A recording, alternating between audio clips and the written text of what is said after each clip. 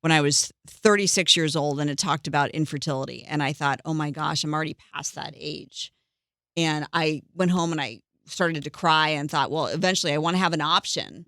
I didn't have a boyfriend at the time and that whole thing. So fast forward, I met my husband when I was 40 years old.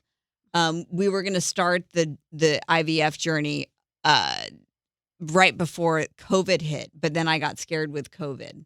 I forgot to make clear that after when I was 36 and I read that IVF story, infertility story, I did my research on it and I froze my eggs when I was 37 years old. Smart. So I had those in the freezer.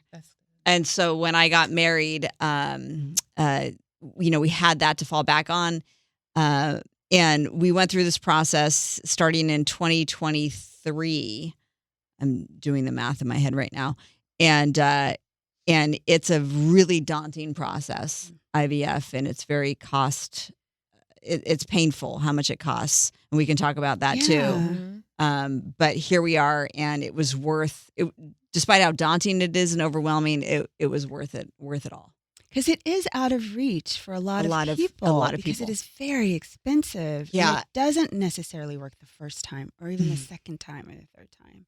Yeah, I mean, we couldn't afford to do it more than once. I mean, there's just it's that expensive, anywhere from 12 to 18 for IVF, and then the medications can be $4,000 to $6,000. I mean, these are just ballparks depending on.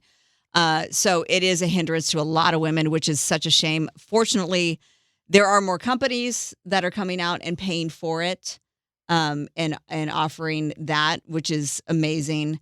But a lot of the clinics offer financing options. I mean, everything from no interest loans. I mean, that's not the best option, but at least it's no interest. Yeah. So no interest loans. There are nonprofits out there that are grant oriented, so you can apply for a grant, an IVF grant. Never knew that. And so you can look that up. There are various nonprofits out there. I don't want to name one in particular just because, there are several. So there are financing options out there. And I do hope that it becomes more of a norm that it is part of health insurance, Right. because it is that expensive.